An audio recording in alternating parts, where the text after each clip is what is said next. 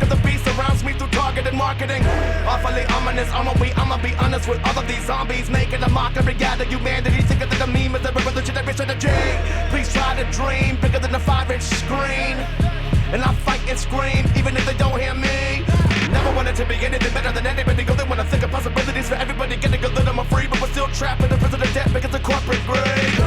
That's gangster shit. Keep most core with a few things. Here we go, yo. Here we go, yo. So what's the scenario? Bow, bow, bow. Bow, bow. I'm like a fucking guitar, motherfucker. Sup? Haven't done a show in a minute. Been real busy. About to talk about it. Yeah, who is he? He's been. Woo! I can hit it better. Woo! Woo! All right. I got some good stuff to talk about before we get into this podcast today. But before we start that, I'm going to tell you all about D. McKelly's Barbershop and Emporium at 6 Kirby Road. You can take an Uber there if you want. It's that close. Yep, it's pretty central to everywhere. Just pull on up. Boom. Eli, what up? You got room in the chair, dog? And he'll be like, no, but you can go to that guy over there. But rewind all the way before that, and then just make an appointment with him so you can get your hair cut by him. He's great. So is everybody else that works there, but, you know, whatever. Responsible barbering. Haha. All right. Let's get into it. So, don't mind me. I've been making a lot of I think it's a stress reaction. I've been making a lot of weird noises lately, a couple, 2-3 weeks now. And I'm just walking around the house.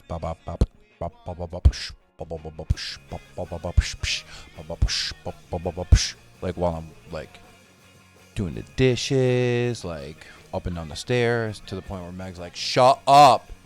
And then she can take it sometimes, and then other times she'll be like, shut up. And I feel bad because I don't even really know I'm doing it. It's fucking weird. If anybody has any insight.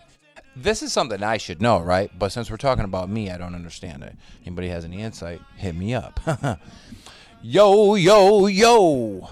The Artists Against Overdose second annual charity art auction was a spectacular success.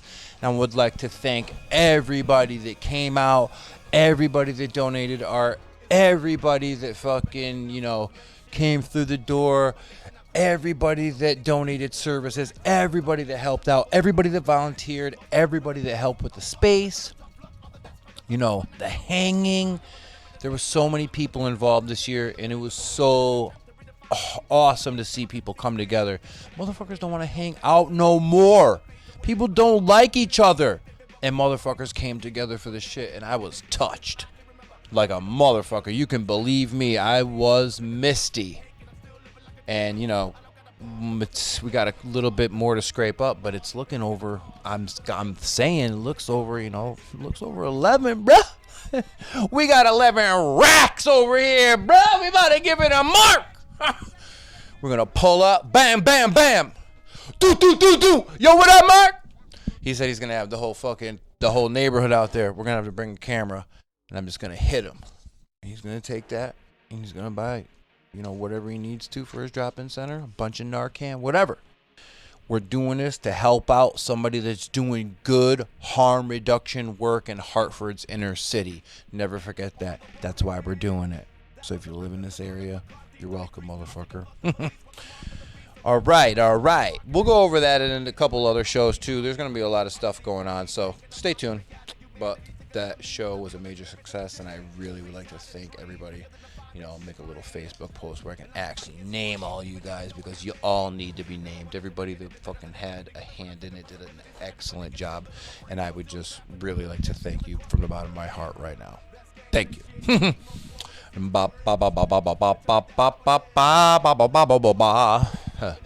Hopefully I wasn't a little unloud before. All right.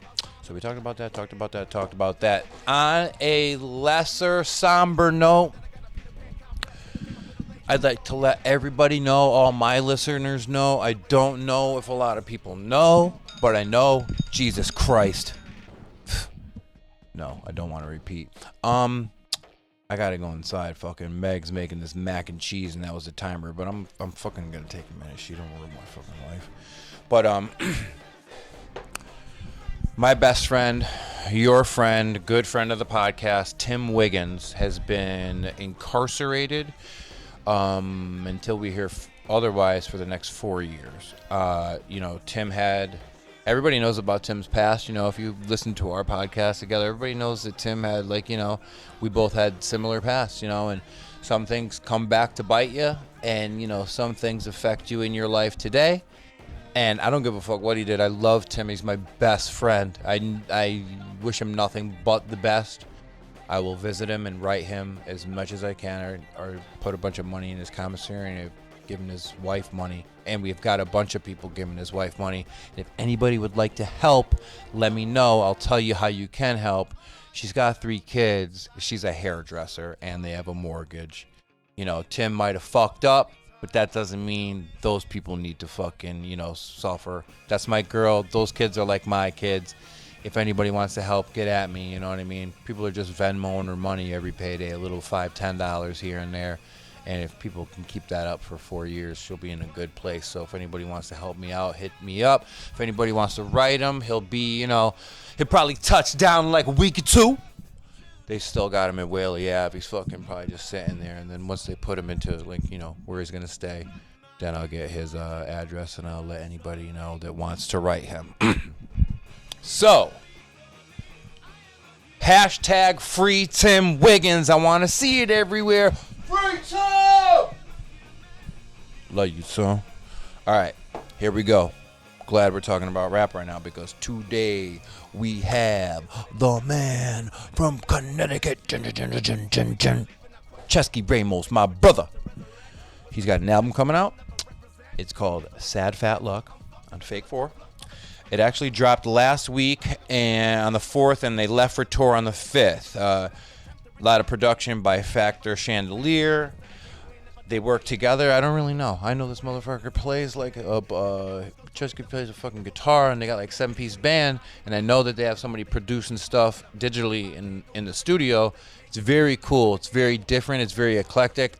I enjoy it actually, and I don't usually like any sort of hip hop with a band with it. I just don't. I like this. I like stuff I've seen him do before, and he's got a song on there called Take It Back, and that shit is that shit. I like that beat, and that shit is gangster, okay? And I love that shit. Check it out. It's on Spotify. Buy it off him, help him out. He's out on tour. Buy a little t-shirt. Sign my boy Ceschi Ramos, motherfucker. You know what I'm saying? They already played in New Haven, but they might, when they swing back and finish tour, I think there's a show. So stay tuned. Check them out. Follow him on Instagram. Let him know that you love him. And the funny thing about, I think it's there's a song on his album, and the name of the song is called Middle Earth, and it's featuring a rapper or somebody named Samus. And if anybody knows, that's the dude from Metroid. I don't give a fuck if I knew the cat or not, even knew if it was rap. If I saw that, I'd buy the album, because those are 2 great things that appeal to me. Fucking Lord of the Rings and Metroid. Yeah, I'm a dork. Me and him just sit down, talk about music. We talk about a lot of stuff. And I think there's like a special message that people are going to want to hear about, ways certain rappers act, in hip-hop, racially. We know who's fucking sitting on the fence. We know who's a dick. We know who's cool. But, Ceschi's got a little bit of information he wants to share with everybody. And I stayed very, non-biased and just listened. He's got a special message. So, check it out. Without further ado, my man, Ceschi Ramos! I break bread, break bread, break bread, break bread, I break bread, break bread, break bread, I break bread, break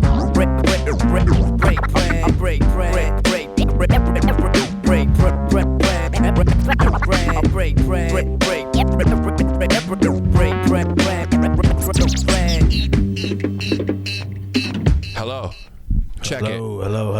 check it out, dude. Yo. Ladies and gentlemen, today I have with me iconic underground rap star from Connecticut, New Haven. Been doing his thing for a lot longer than most people have. My buddy, now listen to this one. Everybody fucks his name up a lot, but his name is Ceschi. And I want you all to know the way you can fucking not fuck that up is to say Chess King, but then take off the NG. You're like a, what are those little cookies? You're like a chessman. Yes. Call me Chessman. How are you? I'm good. How are you? What's going on? I'm chilling, man. I'm just fucking. We just had our first rehearsals for tour, so that was stressful. But we were a 7-piece band on this next tour, so.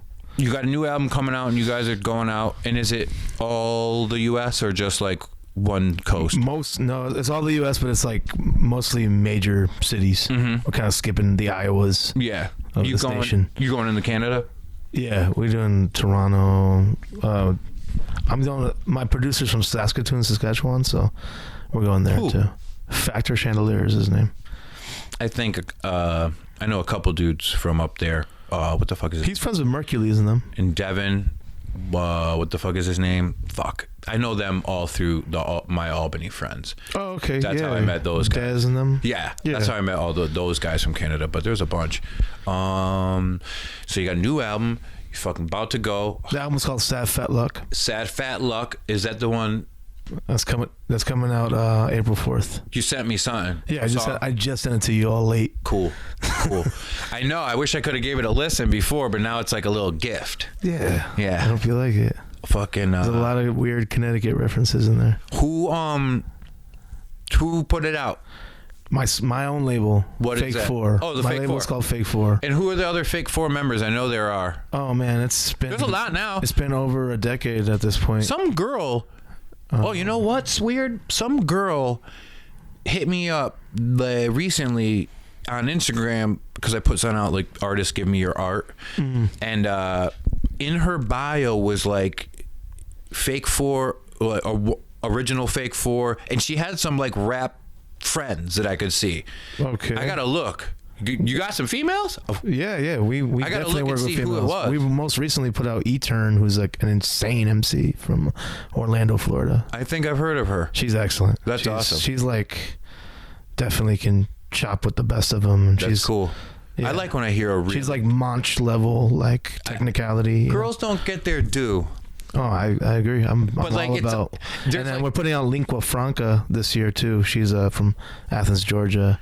She's doing a record with Dope Knife. I mean, I'm really riding for women for sure. Yeah. And like now more than queer ever. folk and trans folk. Everybody. Yeah. The margins. Like I really want Fake 4 to represent the margins of everything. It's got to the point where like me and you have half a brain and we knew to already do those things, but now you see a group of these people that are just coming around like, oh, I can't be seen doing this anymore, so I have to be like right. Like some of the labels where they're like, and then you going way out of their way to just then try to, like, you could tell there's who's, one woman on here. Yeah, and then you could tell like who's fucking you could tell who's fucking up, and it's the first time they've ever acted like that. Yeah, dude, it's fucking when weird. Like 10 of the guys on the label got Me Too'd at once. Yeah. I mean, that definitely crosses my mind because we've been like touring musicians forever, and shit happens with fans or whatever, and it's like there are moments when you. Like I've had a question myself, like, have I crossed the line ever? Have I been in that position where I fucking offended somebody or crossed the line sexually? I don't think so personally, because I never had that kind of level of confidence. You know what I mean? Where I was like, I never felt entitled to somebody else's body in any way. Oh yeah, but the thing is, like, you listen to rap, and it's a part of rap. Yeah. It's a part of where rap came from, because it's all about bravado. I'm better than you, kind of like a competition. But then in creeps like all the fucking sexuality with women. Yeah. But it's like it doesn't need it. But at its inception, that was definitely a part. And throughout the years, 30, 40 years, it was all right to have a fucking girl with her tits out in your video. But now you don't see that no more. And if you do, you see it by real ghetto motherfuckers that don't give a fuck or live in places that there's not that kind of like thinking right now. Yeah, well, good question as much. Yeah, I also think the history of hip hop has been edited by people who have sold it to us. Mm-hmm. So women have been involved in hip hop since the very beginning. Yeah, Puerto Ricans, like my father's from Puerto Rico. I was born in New Jersey. Like Puerto Ricans have been involved in hip hop since the beginning. It's a working class art form that we forget because rich men sold it back to the middle class and sold it back to the suburbs as one thing. And what they were selling is one image of what hip hop was. Mm-hmm. So I'm all about kind of presenting every angle of hip hop. To me, hip hop is the voice of the marginalized. You know what I mean? And now, and more, like people not using record labels. Like record labels are the new TV. It's gonna be done at some point. Oh yeah. You see real motherfuckers, big motherfuckers, putting shit out themselves, pressing it themselves, making themselves their own little label, and making millions. They'll make 80% more. You know, Young Dolph, $20 million, no fucking contract or nothing. He's a businessman. You never know. He might have hired a team. He was a drug dealer. Yeah, sold like a lot of weed for a lot of years, and then took that money. Hey, we do what we gotta do. Exactly. Man. I ain't mad at him. I did the same fucking thing. But no comment. I love him. He's got a great story. I watched his documentary. Both his parents were fucking crackheads, and like he like takes care of them. My father was a crackhead too. He like takes care of them, and fucking it's a total role reversal. Yeah, it's love, man. I ride for people like that. Yeah, I love it when I see a DIY fucking project. That's just smart, in my opinion. Yeah, because honestly, you get involved with labels. We were signed. I was in a band that was signed to Snoop Dogg's management team when I was 24 years old. Mm-hmm. And our deal consisted of an 11% after recoup. Our band got 11%. That was the deal. You got 11 after recoup. The band, which was consisted of like 5 major members, 7 total members, 11%. And recoup being expenses that they would tack on for tour or recording. Recording, for marketing, manufacturing. So you get all that back, but then 11% that you got to split between. After they get that back, recoup means after they get that money back, it could be $60,000. Yeah. After they recoup, they start giving you 11%. Yeah. Of what's left. Sales. Yeah. And it ain't shit. And I'll never see a cent from that record. Yeah. And how many people would you have to split it with? Like 7. Yeah. That's fucking crazy. That's crazy, dude. Yeah. So that's the kind of that's like a development deal, or like a major deal. Or otherwise they do these like 360 deals, I think they're called, where they put up stuff. They start taking from your merch, your tour money, your everything. They get from every piece of your career. Yeah, it's almost if you fucking have a successful YouTube channel, they'll start taking from that. Anything they can take from. Yeah, it's like to recoup. They own you, so they're gonna take it, but in exchange, you get to be out there like that. Yeah, like my friend got signed to Warner Brothers on a 360 deal, and her song Overnight, one of her songs that was old, that had come out before, overnight it had hundreds of thousands of plays on Spotify. Wow, you know, that's crazy. Because they just have that machine, and they run those like streaming. And it's like if you knew somebody at Spotify, like if you listen to a Spotify playlist, the same fucking songs always show up, and at the end of it, at the end of the mix, it's always like 10 songs of these people you've never heard before, and they never come up on the mix again, and those are those people that pay into it. And if they start getting plays, they show up a little more, but like, or they're co-signed. Yeah, they're under another label or sort of like a subsidiary. It's crazy. This whole Spotify thing is crazy because like you like if you were like a big artist, you get paid, but like when you're not, like the fraction of a cent that they have, it's like 14 zeros in front of it. It's zero. It's just crazy. But if you're getting millions of plays, them YouTube, they'll pay you a good amount of money. Yeah, I mean, we as a label, since we've been released almost 80 records on Fake 4 now, it's my label. I started it in 2008 with my brother. It was a reaction to being signed to Snoop Dogg's management team and not being able to do things the way we wanted to. Yeah. Yeah, so we were just like, fuck it, man. We came from DIY. So we We just wanted to do our own thing and not have anyone tell us what kind of genres we had to put out, what type of hip hop, what kind of fashion, what kind of rock, whatever we wanted to do. We just started putting it out. So we were, I could say it now openly, we were, you know, perhaps using Warner Brothers FedEx account for shipping. I mean, we may have gotten that from a local artist from Connecticut that was signed to a label and dropped. You know, I'm not going to talk too much about it, but we might have started stealing from major labels and, you know, doing whatever we had to do. You know, it's come out now. Yeah, sure. I sold whatever I had to sell. When also. you're fucking when you're starting off like that, people do fucking, you know, you got to do what you got to do to fucking put your foot in the door, and absolutely no one does. Like like they do, but you're like, they're so far and few between. You know how many dudes are out there rapping don't to do risk it and love it, you know? And then like there's people that just knew a plan and got into the game at the right time. That's another thing, the timing, like, because that record label shit, you at a certain time, late 80s, early 90s, if you were big, you did get paid.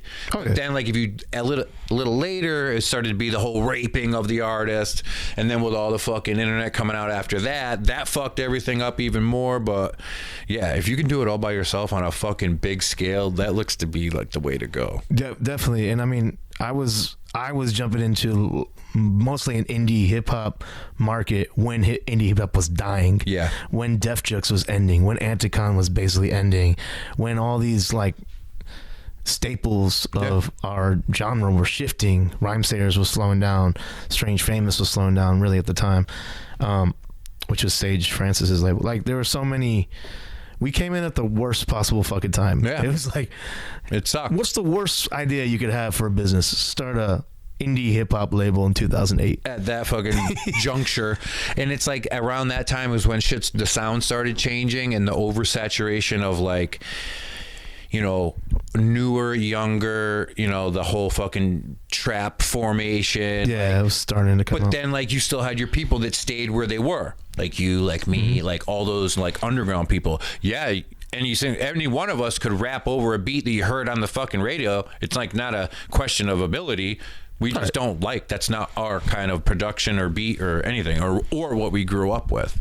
Yeah, and there was like a general lack of, I wouldn't even say lack of authenticity. Yeah, I can't say lack of authenticity. Totally. And then there was a lack of caring into the words. And we're all like guys who care about fucking words. Yeah. Whether it's on a hardcore song or a hip hop song or whatever it is. That's all it is. It's about the passion you're putting into the words and the authenticity that you could, and the version of yourself that you put into the world. So I couldn't think of any other reason going up on stage than to have people hear me. Like if I was just like, all right, I'm going to do this set tonight. Listen. Because I know I'm going to make thousands of dollars. Nah. You ever go to like a bigger, like not a big rap show, but like kind of like a medium one, and you dudes just like rhyme over their CD? Yeah, they're phoning it in. Yeah. Or just straight up CD. Like, I've seen excellent rappers do that. Yeah. I've seen like Earl Sweatshirt phone it in. Yeah. Like look at his shoes the entire time. Like this motherfucker's a beast on the mic, on record. Why can't he like try? Yeah, when he's on stage? He's getting paid like probably 15-20 grand tonight. Like, yeah, like give these people what they yourself, man. You're like, and then there's people that would never dare do it.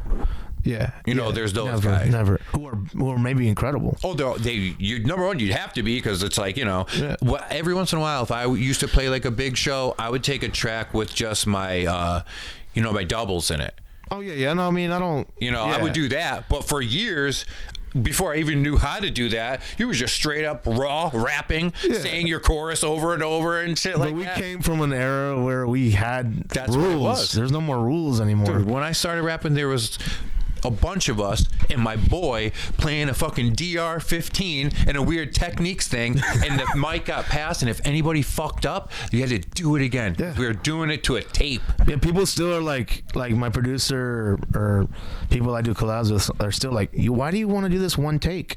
I'm like a one take guy. Because it's good to know that I did it in one take. Well, it's more about like, I want that feeling, the energy to feel like it was just done like that, and I want to be able to do this shit alone as well, and like know the shit. If you know it's you're going in there, it's a test. Yeah. You know? If you know you're going in there one taking it, you're gonna sound way more into it than, all right, do these couple lines, let me sit down.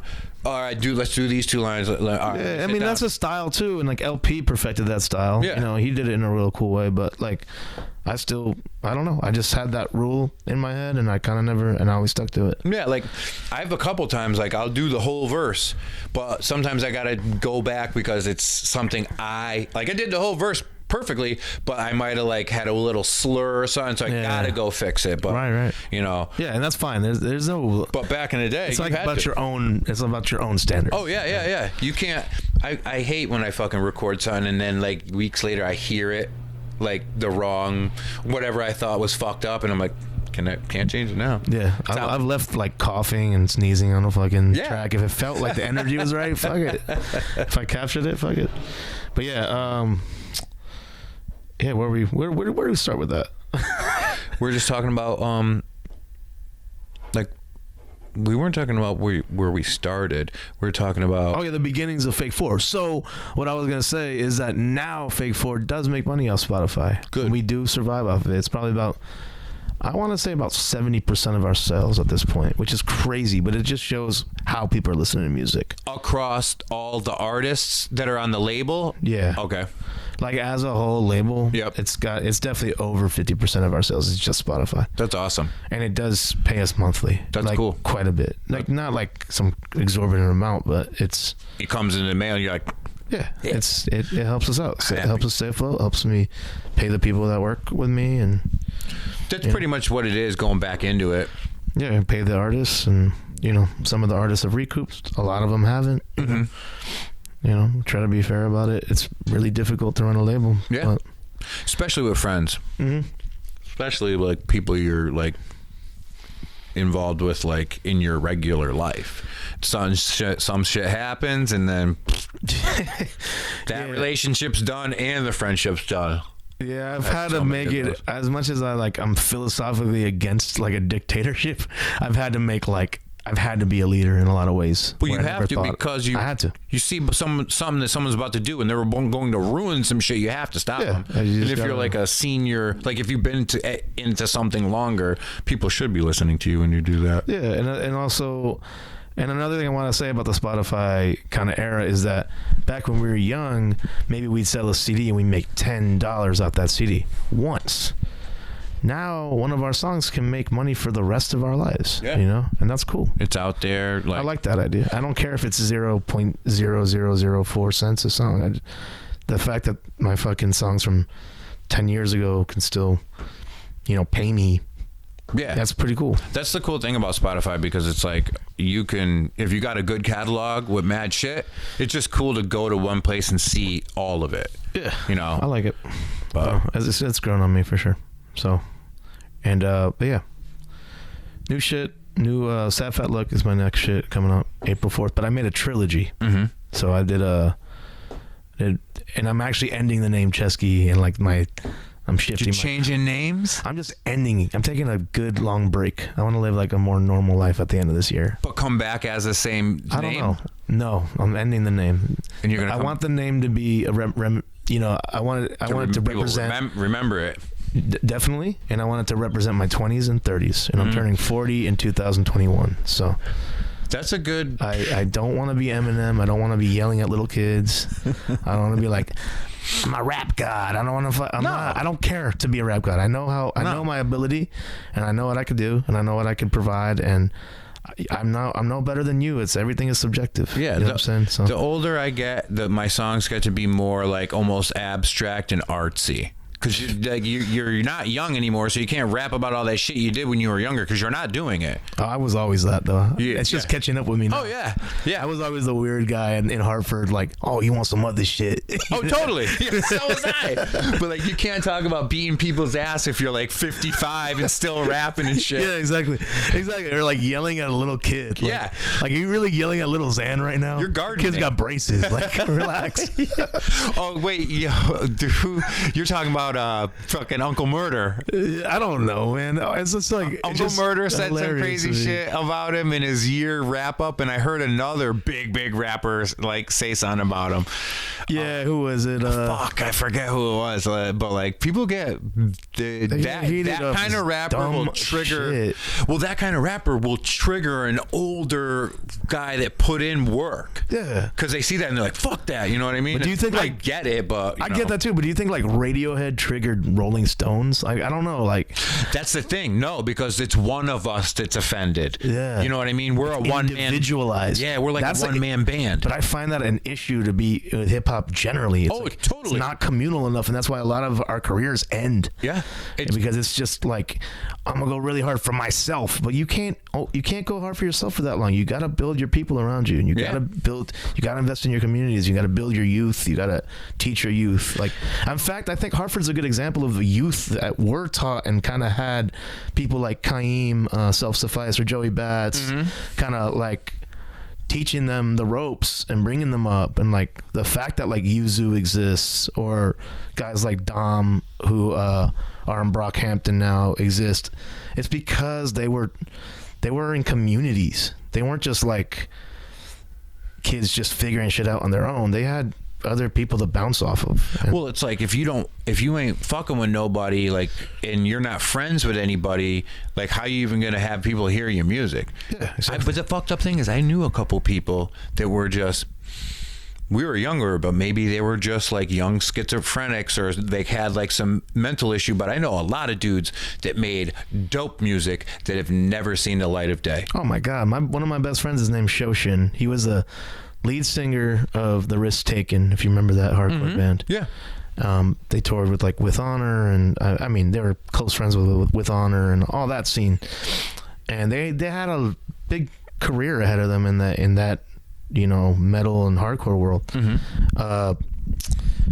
And he just has like severe anxiety and depression issues. I don't want Well, I don't want to call him out. I love him to death, Brendan. I love you to death if you hear this. But it's like he's seriously one of the best rappers I've ever heard, and he has catalogs worth of lyrics and demos and shit that just has never seen the light of day. The dude that made beats for me and Tim growing up, like back when it was just like our Tim? childhood hobby, did the same thing. Like he had tapes. In the later days, we put them all together and digitized them to fucking CD, and I think there was like over 150 songs that nobody had ever heard that this dude had produced. And it's just like, and he was totally fine with that. And when it started coming to, yo, you should do this shit live, never. Nope, so resistant. Yeah, and the thing is, it's funny because the youth now, they don't have that. No. They don't have the idea that maybe these songs don't have to come out. Everything they fucking piss comes out on SoundCloud. Because the cool thing about that is, like, one day that's a B-side. If you don't put all that shit out later, you could hit somebody with a gem in a couple years, like, yo, here's a fucking lost track. And that's cool, Yeah, I love the fact that we got to practice on our 4 tracks. Yeah. And we got to like hone in our skills. Like we got to become masterful at something. We got to put our hours in, like off the record. You know what I mean? I really am appreciative of that. And I'm appreciative of the fact that I'm the age group I am in some ways, because shit, I do have technical ability because of that. I didn't have to come out and be like a fucking rookie. Yep. And now kids just put out their first joint on Bandcamp. Yeah. It's just out there in the world. And if enough people like it, it's just going to grow and grow and grow. That's who you are. Yeah. And you might get stuck with your name, and you might get like Little Heroin. Like what did you have a name before Ceschi? Oh, I had, Ceschi's like my lifelong nickname. My full name is Julio Francesco. Yeah. And my mom called me Cesco. Okay. Ceschi. So my dad calls me Cesco, my mom calls me Ceschi. Yeah, that's my entire life. It's like my father's name is Julio. Yeah. So they never call me Julio, and they always just call me Ceschi. That's her the feminine, like key instead of O. Like Ceschi is yeah. like your little. Yeah, it's like yeah. Little Instead of like Cesco. Chicho, you're Chichi. Yeah, exactly. Yeah, exactly. Which we call my niece actually. That's what I call my dog. but yeah, like so. now I get it. Yeah, my mother's She's the one that Italian. gave My you mother's that. Italian, so Okay. yeah, that makes sense. All right. And she lived on the island too, though. So we all spoke Spanish as our first language and everything. So And they're not that far apart. no, You're we around a all. bunch I of speak motherfuckers speaking Italian both. too. Yeah. I at least understand Italian very well. It's probably one of the easiest things to be like, all right, I'm into this, I'll get that. Like learning one without having known the other one would be pretty rough. Yeah, for sure. But But my pops was from the island, so his English was never that strong. He still has he talks like this, man. I love hey, it. man, well, I can't believe you were interviewing my son. What a pathetic piece of shit. I love dudes This like guy's- that. I love dudes like that. This guy, my son, fuck this guy. Nah, he's pretty supportive actually. But yeah, that's how the name came about. But I had many graffiti names since I was 10 years old. My first graffiti name was Otter. My second one was man, I had so many, man. Chi, like CHI or Chimo. A lot of like plays on the chi. Yeah. And then at the end, I got more known for PROL, prol, because I was really into like Marxism and whatever. And so I was like a young teenage Marxist, whatever. And so I was writing proletariat, but I couldn't write proletariat. So Too long. Yeah, so I wrote pro, and I got up a lot in New Haven and That's awesome. Fairhaven, and That's awesome. I was going to I had gotten a scholarship to a private school in Hamden called Hamden Hall, and so that was walking distance from New Haven, and we would just take buses and fucking get up in the middle of the day, and so we just did not give a fuck. And then I changed it when all my friends were getting arrested. I changed it to LOR. Okay. Lor. That was the last graffiti name I had. So, did you ever rap under another name before that? No, not really. We just had bands. and stuff. My first rap. Oh yeah, I did actually. That's a lie. I had a group with Shoshin from the Risk Taken called Sea Creatures, SEE Creatures. Okay. And my name was Porpoise. I think, how long ago was that? I definitely have heard of 99. sea creatures. 1999. Did you ever put anything out? Songs, yeah. I remember. I mean, it was a long time ago. That's a but pretty- you do have a lot of mutual friends with, Oh yeah, with Brendan. and that's a clever quip. See, Yeah, I liked what we were doing, but yeah, I just started college around there, and then he broke the edge. So we didn't talk for some time. Yeah, because I was straight edge. So yeah, I was straight edge, hardcore kid. So that my name before my current name was fucking Tito Jackson, but I spelled it S-I-N. Dude, I found somebody returned that name. Somebody returned an old sketchbook to me that I left at their house, and it's one I had between 99 and 2002. And I saw him at a hardcore show last year. He lived in Stamford. He brought it to me. Dude, there was pictures of the girl I went to the prom with in it. There was rhymes and shit. And I was reading them to dope. Meg, and she was like, I'm so sorry. And she's like, dude, this is the worst. This is so bad. She's like, this is so bad. And I was looking at all the old pieces I drew and shit. And man, I wish I lost one of my my best black books, and I wish I found it was like a time capsule. Yeah, that was beautiful. But before the word, like before the current, back in the day, I used to write Yate, Jate, because at some point somebody told me it was Spanish for crazy horseman. And it's not. No. And it was so whack. It was so funny. And yo, there's two spots where I'm still running behind the Plainville fucking subway in the center, and it was like this. That's sick. Oh wait, dude, it was He's like drawing me a diagram no right now. curves at all. He's Look. drawing me a map right now. Oh shit. Whoa. Oh, that's your throw up? Oh, I like it. Okay. But like it's in white behind the Plainville subway, and then there's a shitty fucking like overpass in fucking Forestville, and it's up there in green. You can still see it. Oh yeah, I remember me and Icon the Mike King, who was one of my best friends in high school, and still one of my best friends. We were doing billboards. We were going all out, man. He lived like walking distance from the short billboard in Hamden, like right after the overpass. You could like reach it with your hands. We climbed a little bit, but we went up in the middle of the night and fucking. Yeah, we didn't give a fuck, man. Oh, That was a blast. I love that. I got 2 dudes giving me pieces for this art auction that I have to put up under like anonymous artists because they can't. Yeah. Yeah, we really looked up to the High Crew guys from New Haven and the area, and Hamden. I think some of them from Hamden, West Haven. Yeah, they were really dope. So we would always like try to scope out their pieces. Yeah, it was a great time. There's been a lot of different High Crew members over the years. Yeah, I remember one of them that really stood out was Har. I remember Mikey Har. Yeah, he was phenomenal. I remember he had this like hand piece where he'd draw these fingers. He's still sick. Yeah. But Har was one of the ones we were really looked up to. That dude was up. Yeah, he was up a lot. All that whole crew was up. They were great. Connecticut, people don't know, like, was a fucking graffiti hotbed. Fucking Dooley. Dooley used to make the graffiti TV series. Dude, some of the best fucking writers, fucking all those dudes from Danbury back in the day, Emit, Sub, Jive, like, Jive is one of my favorite. Jive and Emit are two of my favorite writers. Yeah. 2 of my favorite, to this day, some of the most coolest, intricate graffiti I've ever looked at.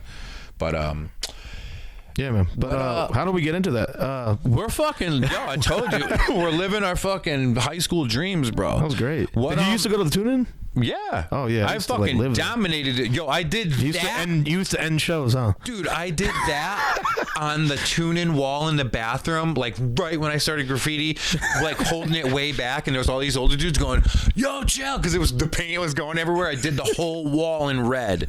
I fucking hated Fernando. I fucking hated him. He had something and he knew what he had on it. Oh yeah, he milked the shit out of it. Yeah, he's still around. He likes my shit now. Elevator music. He's funny, man. He's booked me a couple times. He's doing shows again. They're good shows. Somebody brought it up the other day. He was so fucking crazy. Yeah, he'll bring like classic like British post punk bands that are like selling out Irving Plaza. Then he'll bring him to Cafe 9 for like $30. He would. It's crazy. We would call the tune-in's phone number had him on like the recording, and he'd be like, "Hello, welcome to Tune-In. This is what's his first name? Fernando. This is Fernando Pinto." It was like his shit. We were like, "What the fuck?" Yeah, we used to. As my friend Vikel once called him, Fernodo. Dude, I fucking know the dude, and I'm okay with saying this because he's in prison for life, but I know the dude that fucking waited for him on his fucking front step and robbed him with a fucking empty I bet you I know that guy too. Crossbow pistol. And he's a rapper. He was a rapper. He is a rapper. He's in prison. And he's in prison for life, yeah. For murder. Yeah. He's a friend of ours, right? Yeah. But I was a New Haven staple. I was really proud of him when I found out that. I was young when that. Are you speaking of our Greek gangster friend? Yeah, fuck yeah. Oh, yeah. Pete.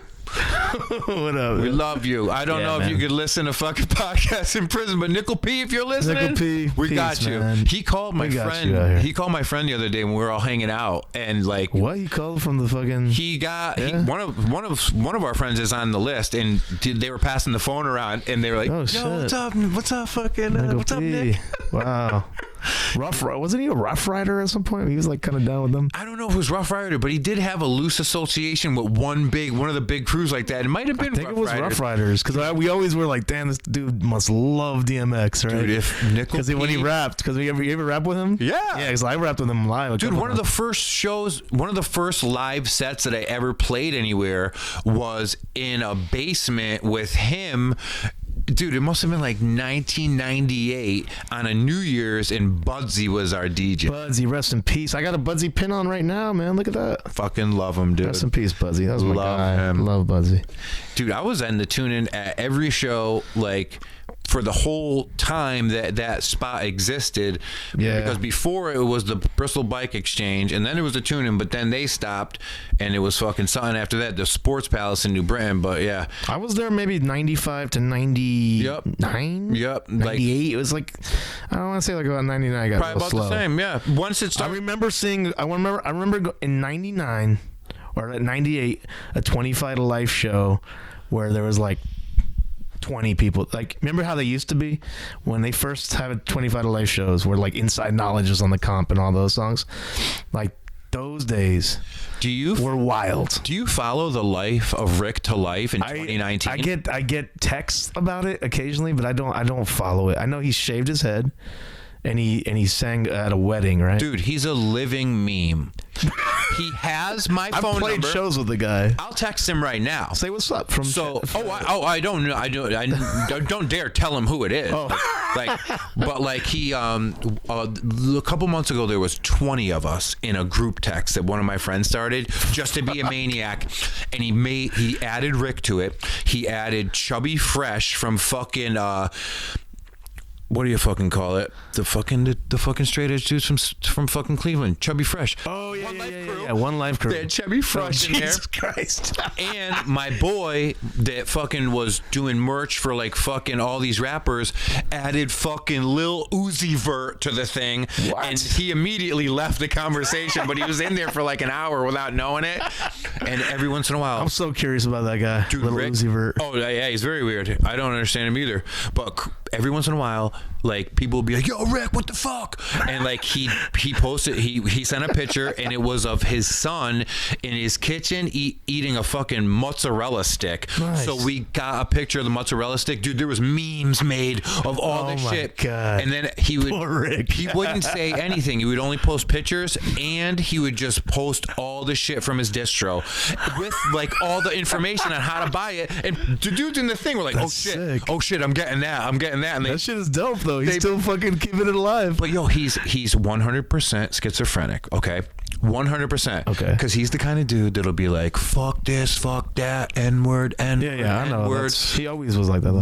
White fucking. He did like a bunch of white pride, fucking white What? is right, like Facebook Whoa, post. what the and then, fuck? But then like, I didn't hear about that. But then it goes on daily. He goes back White and forth. pride? But then He was all about like yeah, dude. unity, I'm like gonna start brothers keeping in you, blood, no matter the skin. dude. I'm gonna keep you up to date on what's going on. Holy shit, then that's he'll- sad, But man. then he'll post a picture with his boy from like that he's known in Patterson, New Jersey, in a Walmart parking lot forever. His boy, totally black. Yeah, of Like, course, He's yeah. one of those dude that doesn't. Rick was he's a hood schizophrenic. dude, and He's schizophrenic. Rick was hood, man. Like Rick was always around. He's 100% schizophrenic, and Yeah, that's dude, crazy. I think Cage might have some of those same problems. What do you think about that? he might out of nowhere. I don't know. Rick I'm not did gonna hit me up. diagnose. I'm not gonna We're gonna diagnose diagnose. Cage. But yo, Rick hit me up out of nowhere on Facebook Messenger last year. He goes, just out of nowhere, always had love for the Grippos. He sent my brother one, and he sent our friend Eric, whose Oh, name is shit. Chauncey. But when Yeah, we were Chauncey, going to shows, yeah. when we were younger, I'm a fan of Chauncey's Twitter. he refers to him as Big E because that was his name back then. Big E and the Grippos always had love for the Grippos. And I'm just like, oh my God. And it would have been my first crazy, Skype interview. man. I almost did it, but I just knew it would have went off the rails so fucking bad. So bad. No, You got to do it, man. Do it for the fucking scene. he was talking mad shit. Like he was making all these Facebook posts about my friend Pete. And of course, Pete knows he's from crazy. 100 Demons? Yeah, Pete knows he's crazy, and it doesn't hurt him. But I just didn't want to get him on a recording and then have him be like, "Fuck that dude, Pete," and like start saying crazy shit like about someone else. I would have had to keep it. I would have had to keep it between like, Rick, without any names. Tell us what's going on right now in your life, But like, he's fucking out of his mind, dude. Damn. I can't believe you don't like. I'm gonna bring you up. To Yeah, no, I've seen 2019. I saw the horse shit, and then I saw the wedding thing. That's like the shit that everyone's. People will like send it to me because I'm not really like online like that. I go and I do my business, and I kind of like. I'm gonna text you a picture of Rick riding a mozzarella stick in about 2 minutes because I got it. I made it. You made it. Hell yeah. Oh man, you just admitted to it. Fuck, I Wow, don't give a fuck. Congratulations. I don't give a fuck. You're a meme artist. Dude, he's so good. He got his band taken from him. Another dude just started singing, and they were like, "Fuck you." He got his band taken from him. Like, just 25 to life. yep. Or the other band. What was the other band that he was in? Coming correct. Coming Correct. But the dude Stickman from Fury of 5 Yeah. is the singer of 25 to Life now. They just Look at stole. that. They just stole the I like catalog. that. I like that a lot. I kind of want someone to just be Ceschi after some when time. you're ready to give it up. Yeah. So I'm actually really serious about that. I might do auditions. fuck it. You could be like you want a career? Here, you could be a fucking D-list rapper too. You could be like MF Doom and like have a couple dudes that look like you playing different shows at different parts of the nation. Chauncey, I'm looking at you, Chauncey. You guys could, if you did a little transformation, you could pass. My wife's just left. Now we can party. Now the party starts. All right, so you were saying before, all right, so you hear things, the climate, the political climate in the world today, the racial divide, a lot of fence sitters, you know, are you racist? Are you not? What is alt-right? Are you this? Are you that? If you're a Republican, are all Republicans racist? Are all racist Republicans? And there's these gray areas, and it's in the news every day. Right. But like, we hear things, you hear things in the communities of music, you know. Right. So where are you going with this? I just heard you like knew something, and you know. I mean, I don't know. I mean, I didn't. Tell me your theory. Tell me a theory. Well, and nobody's gonna say nothing. I think people, you know, people's lives change and people get triggered really easily on the right and the left, and we're in a climate of reactionary politics. Totally. So basically, if one dude that considers himself to be like a white guy feels offended, he might go off the wall and actually become like an actual racist, right? Just because he feels offended by like an internet meme or something like that. I could see somebody that wasn't a racist when they were younger definitely having certain life experiences and turning into one. Well, we just talked about someone that may be on that fence right now, right, Rick? Yeah, you see more people turning into racist than turning back from it. And I think there is an alienation that comes from reactionaries on the other side. Yep. Saying things like white people shouldn't exist, you know, whatever it is. When it builds something like white rage. I think it's the reason why Trump has been elected. You know, I think Trump would not have had so much power if he didn't have all these people who felt alienated, mostly working class, quote unquote. He got all of them. Everybody in the middle of the country. Yeah. Mostly working class, quote unquote, white people. Yeah. So that never had anything to do with anything political. They had a guy that was like their voice. So what we were talking about is rappers. We've been seeing rappers, people who have lived off of what I consider Afro-diasporic art or black art. Yeah, 100%. For decades. 100%. Lived, made actual like wealth off of this shit. Created entire careers off of this shit. Now turning closer to what I would consider the alt-right. Mm-hmm. And in fact, going over the line in some points. So, I don't know what your experience is with Cage, but with Cage, I kind of saw him during the last election, turning towards that more and more. Being more of like a devil's advocate troll to more of a believer and supporter. Because I knew a lot of people that you'd be like, oh, fucking, we got to get Hillary in there, fucking Bernie. And they'd be like, why? And they would just make you say why just to get your thing. Yeah. I didn't know if they were a Trump supporter or if they were just a pot stirrer that wanted you to give you their fucking spiel. But like, even if you're doing that, I'm fucking suspect of you.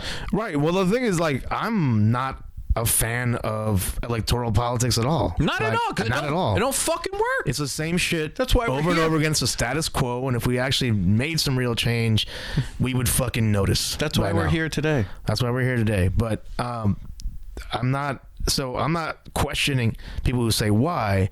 I question people who go further than that. Mm-hmm.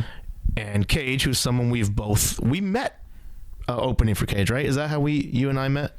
We Southpaw? We both opened for Cage at the Space. I don't know if that's the first time we met, but probably met in person. Yeah, maybe in person. Mm-hmm.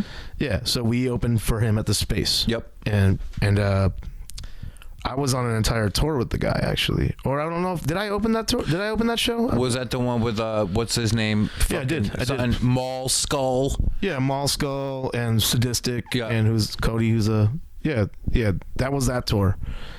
We just played the Hamden show. We were like the locals or whatever. Mm-hmm. I just saw that guy eventually become more and more reactionary, reacting to things such as Black Lives Matter. And having a opinion that having opinions about differing opinion. And I'm not going to get into his personal life and things I know about his personal life, but just do me a favor and look at interviews of Cage from the 90s or early 2000s. And then just show me the guy now and show me the difference between the guy. What's the difference?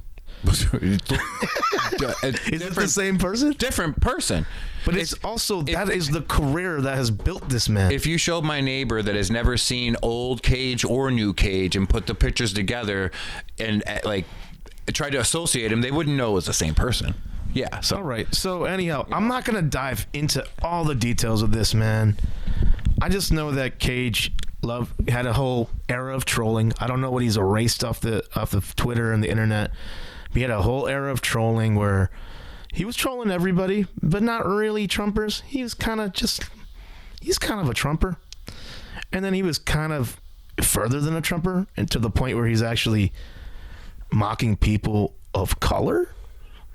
And that's where I have to be like, who the fuck is this guy who lived off of art created, by people of color? Like, yeah, that's like who you thought you were for so many years, and now all of a sudden, now you're just a proud white guy.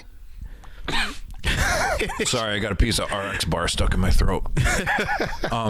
Well, to me, like when I see something like that, that's when I know. That's when I know that's when I cut someone off. Like, that's when I disassociate. Yeah. But that's not the point to which I take physical action. But the minute, like, if Cage was, or anybody was standing there and just straight up was like, walked up to some black dude on the street and was like, "What's up?" That's when I would attack. Oh my God. And I have. And I will continue to do that for the rest of my life because, like, that's when, like, there's a lot of white people that stand around that aren't racist, but will hear another white person say that and be scared. Be scared to even do anything. Even confront it. Yeah. And it's like, what are you going to do? Grab the guy's arm and tell him to stop? I'm fucking, like, depending on how many cameras, police, where we are, like, the less people there, the worse off they're going to be. But, like, I will physically attack anybody if they ever say that word. Yeah, that's violence, in my opinion. Totally. Like, using, making people feel as low as they possibly can. Yeah. Like, you know what I'm saying? Like, showing your authority over someone because of maybe, like, your culture, your cultural background. Yeah. Or the color of your skin. Like, that is fucking violence. So I might use violence back at you. I've had fist fights with skinheads. I've had neo-Nazis trying to shut down my shows, and Cage knows this about me. The thing is, that's the funny thing. Like, he has seen levels of this, so it's like this is crazy to me that this dude went so far. But I don't. But maybe just maybe he's not there right now. Maybe now he's just a juggalo. Mm-hmm. And what's the deal with that? No, he definitely is. What is that? Just money? Was the alt-right thing just money too? I think that's where I'm just like, was that just money too? Juggalos, being a juggalo is where rappers go to die. It's like Florida for people. That if they want to keep going and putting stuff out on like a regular basis. Yeah, I can see that. I mean, they definitely have the money. I toured with Psychopathic Records when I was younger and saw the kind of money they bring in. Those dudes are legit paid DIY, top 10 money makers in the music business right now. Yeah, but because they've got a cult. They've built like an incredible cult, and they're really smart about the merchandising. They had the fucking genius business plan. Yeah. Genius business plan. But it's like, how low do you have to get artistically to be like, all right, fuck all. Guess I'm going with these guys. Yeah, like, down with the clown, motherfucker. You cannot wave. There's not a fucking amount. There's not a dollar amount you could wave in front of me for me to do Listen, I just want to say a disclaimer. Me and Ceschi we both definitely have a couple Juggalo friends here. Oh, and there. definitely. And we ain't fucking talking We got shit about you Juggalo. guys. We got Juggalo. Yo, Tom the Red Baron, I love you, motherfucker. Oh yeah. Oh, Red Baron. Hell yeah. I didn't even know Red Baron was a Juggalo. Tom was a Juggalo back in the day. He's So a good. Juggalo defender. And guess what? If the Juggalos are gonna march on Washington, they're my guy. fucking ally right Oh, there. definitey. It's not. But we're about just that. saying about like the main money. We're talking about posers, man. the money sponge. We're talking about posers. Because in the eye of it, those guys make their money off of those fans. But at the Exactly. end of the day, they take their makeup off and they go and they be with their wives and shit. Like, Yeah. you don't see videos of those dudes fucking doing crazy shit and like out. Like, No. it's wrestling. That's a total wrestling act right there. Definitely, I met those dudes. I met the clowns. They were both really respectful and cool to me. Well, they I was a have kid. I at was a that kid. age. They have to. Well, at that level, like you have to be. They were really. They're cool. not gonna- It was backstage. It wasn't on some like. It was like face paint off, and like they were nice about like my throat medicine and shit. Like they were like like Violent J was like, I highly recommend this herbal remedy. Oh, Mike, see? You know, that Be Real recommended to me. Here you go. You know. Yeah, it was fucking funny. But yeah, man. I don't know. I just got questions about it. I'm just so curious about how the trajectory of people's careers and lives. You know. I wonder if he would ever come back here and explain himself.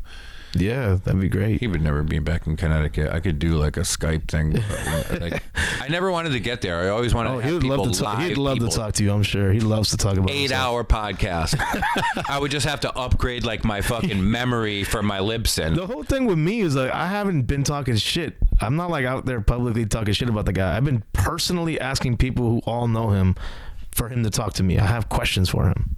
That's all. I invited him to dinner through his tour manager, who's, you know, I'm cool with these people. What are the questions you would ask him if he was in front of you? I can't tell you all of them. I'm gonna be respectful enough to my booking agent. But just like generic, like They're mostly about you're there like for one reason. they're mostly about like, when did you lose your blackness, sir? Or when did you know, like it seemed so. It's more about like you owned your blackness at some point, whether it was artificial or authentic. That's what you were born on as an artist, right? He definitely has some very old songs where he KMD drops the bomb. Oh yeah, definitely. Yeah. The bomb gets dropped. But it's not just that. It was like his entire life. And that's the part where I'm not going to like let out personal information because he doesn't. I'm going to respect him that much, you know. I'm going to show him some respect. Let him talk about that himself, you know what I'm saying? But when he talked to me when we were on tour and he was questioning the concept of Black Lives Matter, or, you know, and I had to like explain to him why the people why that you people have who- to explain it to they're already there. exactly. They're already there. Exactly.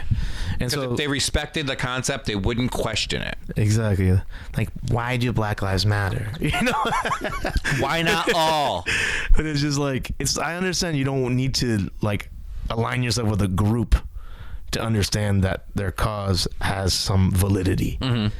You know, I don't align myself with any group anymore. I used to be like this or that. I used to be like fucking straight edge. Used to be like a international socialist when I was a kid. I you know, a lot of people think I'm a fucking anarchist. I don't align myself with any group. I don't, because I actually feel like that's a stronger position, because I could have friends in many groups that we can have. Ultimately, we could have similar end goals. My end goals are about mutual respect, equality, and steps towards freedom for everybody. Like, why not believe in these simple fucking things? Not you know? racism and fascism. Not racism and fashion. Fuck those things. Fuck. And I've been having a lot of like Proud Boys try to get at me on the internet and at my Really? shows. Yeah, because they're like, "Hey, are you a communist?" I was like, "No, I don't consider myself anything. I could learn from Karl Marx. I could learn from fucking Trotsky. I could learn from Zinn. I could learn from Emma Goldman. I could learn from Martin Luther King. I could learn from fucking Jesus Christ. I could learn from the mistakes of Hitler. I can learn from all these philosophers. That doesn't make me anything. You know what I mean? Like, my goals are very simple and very, you want to call them vague? They're basic. They're not vague. They're like mutual respect. I can look you in the eye. It's about everybody coming up. It's about, I am an anti-capitalist. Like, the fact that a very small amount of people live off the backs of so many others, I'm against that. Yeah, totally. Like, morally, I'm against that. I'm against racism. I'm against nationalism, even. I'm against patriotism as we know it, because when you're fucking putting your whole heart behind a flag, that's not people. You're putting your heart behind states. You're putting your heart behind an idea. Yeah, and that's not people. I put my heart behind people. I want to believe that people could be better. And I mean, I'm not fucking attacking people when I ask questions either. But yeah, online. Some people really just want questions answered, you know, like you're not being violent. No. You know, like, not lately, but like right around that time, I had a couple conversations with a couple people. And it was just like, it was really rough. Like, for I think the past 2 years, like, a lot of people aren't friends with a lot of people anymore. Right. That kind of like threw the fucking split. It turned the fucking mixer on, and now everybody's fucking, you know. What's that one dude from the MMA that's totally always with a MAGA hat? What the fuck is his name? I have no idea, man. I don't follow it. Yo, and it's not like a fake like wrestling thing. Like, that's his shit. That's his and shit. like people like are booing him all, like when he's on the side watching other fucking people fight. I forgot his name. It was so bad. It was so bad. But yeah, it's very like, you know, divisive. Everything in politics right now is very divisive, but it ends up being very reactionary. And to me, reactionary causes are small causes. They're short-sighted goals. My goals are much larger. You know what I mean? Like, my goal is not to like get this one president in to save the fucking world. No, that's not the way things work. My goals are more like, let's completely shift power. You know what I'm saying? Like, these are my bigger goals. Like, why are we like pointing fingers and yelling at this person? Like a communist friend of mine recently was like, you're not defending all of our actions. I was like, no, I'm not. And in fact, she was praising the fact that they moved Amazon out of Queens, like Amazon headquarters, get out of Queens. Okay, then they're just gonna go and ruin another fucking community. You're going to the next town over. Like, what's the matter? Exactly. Like, how is that really a fucking victory? I'm so sorry. I'm so sorry to criticize y'all, but like, take critique and build from critique and understand that we have bigger issues at hand. And yeah, like, I am all about certain actions, like solidarity with Venezuelans who are like thrown into a civil war that's completely, you know, started by governments and started by the ruling class. Like, there's like ruling class, like rich people guerrillas right now, like killing people in the streets. Russia's already there. I mean, taking over. It's just like putting their shit there, like not taking over, but just like kind of being there. If it collapses, they'll be like, all right, we'll buy this off you for cheap. It's power games everywhere. Yeah. We're not understanding it's power games. It's not about like picking a fucking team or a flag. That's just, you're just another pawn at that point, you know? For the people that don't know, it's easy to get like, I could see how people that had no fucking like political education, like how they got roped into voting. Absolutely. This past, you know, 2 years ago. And I mean, Hillary was a terrible candidate. Yeah. She really was. And I think that was... We had a shit fucking selection. Absolutely, man. And the people shittiest of history, possibly. And like, I don't know. You know, people that but there was people that were under them that, you know, might have done a good job, but they wouldn't have gotten anywhere fucking close. No, and it wasn't allowed. I mean, the DNC, it's already picked, made it very clear that they didn't allow anyone else to run. Yeah, it's just. I mean, what they did to Bernie Sanders was fucking atrocious. Yeah. Like, however you feel about Bernie Sanders, you have to admit that he was completely robbed by the DNC. Yeah, you don't gotta like him or hate him to say he was robbed. Yeah, but you know, yeah, it's a bid. It's a bid. You got money. You want to bid on the presidency? Boom, it's yours. And that alone is fucking problematic. You know, that alone soils a system. Fuck yeah, that is not democracy. No way. And so, you know, when people start fucking pointing in my face and telling me to vote for someone when they will, because they will, because every fucking election it happens when they're like, you better vote, you're gonna, you know, Puff Daddy, vote or die, vote or die, like, vote or die. Pretty sure I won't die. Like, motherfucker, I will vote when I feel represented. Yep. You know what? And I will vote. Maybe I'll vote every time, but I'm not going to vote for who you're going to tell me to vote for unless I feel represented by them. You know, I thought I couldn't for the longest time. You're a felon? Yeah. I'm a felon as And well. then I fucking looked up like the Connecticut's rules. the actual rules and like what you have to do to, you know, be able to, or how long or time or whatever. And then I started, and I only have voted twice, but now I voted too in the last election. but I did it because like I thought I just thought I had to, you know what I mean? And I would, and I'll tell you right now, like if this country were like going fine and we're just like, you know, some places people don't even get to vote. You know what I mean? Right. If I understand that too, but it's like, do we really get to vote? It was like dire. Do we really get to vote? Like, No. that's what I'm saying. Like in closer. When I think about Chile in the early 1970s, Mm-hmm. I mean, these are places with like 12 candidates. Yeah. Who all are on like equal playing field. Yeah. That is just closer to democracy. Yeah. And the person who was elected, who was Salvador Allende, he was democratically elected in a way that we will never understand here. We will never understand that in the United States. And guess what happened to that president? He was murdered, essentially, by our CIA. And what did we do? We imposed a military dictator there called Pinochet, who took over for decades. Mm-hmm. Including when I was a kid and had to go there and had fucking guns pointed at my head when I stepped on the wrong stairs. You know what I'm saying? So it's like, these are just things I think about a lot. Like, what is democracy? You know more about it than the average person because you have a connection to it. Yeah, I have a weird upbringing. I lived a lot of places. I was born in New Jersey, but my father was from Puerto Rico. My mother is Italian, first generation from New Haven. Mm-hmm. We moved a lot of places: Atlanta, Georgia, Berkeley, Oakland, California. We had stints in like Argentina and Spain, and then moved to New Haven when I was like a teenager. But you know, I've just had like a different kind of upbringing, so seen a lot of sides of this country. And music allowed me to travel the world. You know, music was really the biggest privilege for that. Was like I got to see the world and got sort of paid for it, you know. Yeah. If you're coming back with equal or more to what you had when you left, I think people would keep doing it forever. Yeah, it's been pretty great. I got to, got to see most continents, you know. All right, so where we at? Cage is a fucking Nazi. You gotta ask him that. He Where were we might at? be a little bit obsessed with Hitler. Okay, Cage is a Nazi. Oh, that's where we were.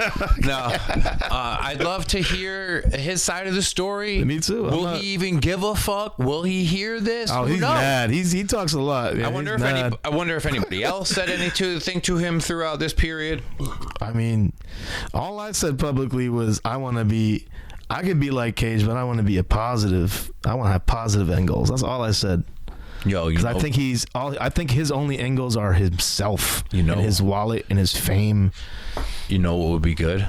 What? One of those fucking Instagram things where it's the two people with everyone else can watch the live story, but it's two people like having a debate. You guys could debate it out, give it time on the fucking Instagram live. Yo, that would be so sick. You ever see it? Like fucking Young Thugs coming in with fucking Lil Pump, and they do talk to each other. They talk to each other for about 30 seconds. They ask another girl to show her their tits, and then like it's gone. Like I always get these stupid notifications. I've never seen that, but that's great. Oh my god, I would love to do that with Cage. I really would.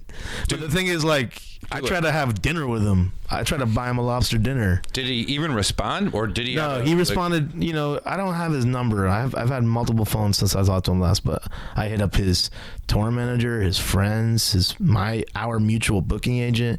I tried to reach out to him as a man. You didn't get an email or nothing like that? No, I heard shit talk on the internet. That's all I heard, and that's not. I don't care. Like I know who the fuck I am. Do I need Cage? No. I'm just curious, and I'm curious about our entire underground hip hop community and like why certain people are still on top and like what their perspective is while they still have like racist. He's definitely not. When they have, he's not on top. But certain people, I have questions to even people who are non-racist and far from that, who still allow racist fans to be in their fucking fan base. Like I want to wipe those people out of my shit. I don't need those fans. I don't care if I have 100,000 fans less than you. I just don't want them to listen to my music. I wouldn't want people like that listening to my music if I knew what they were about. I mean, I know what we came up in a time when it was rare to be non-black in hip-hop, and I was just thinking the other day of how stupid the term white rapper was at the time. It's still stupid. Yeah, it's always stupid, but like you don't hear it as much as you did. Yeah, it was such a stupid fucking term. Oh yeah, and it was such a. I mean, I have a lot of theories about whiteness in general, the creation, the concept of whiteness. To me, we could all agree that blackness was the creation of cultural genocide, right?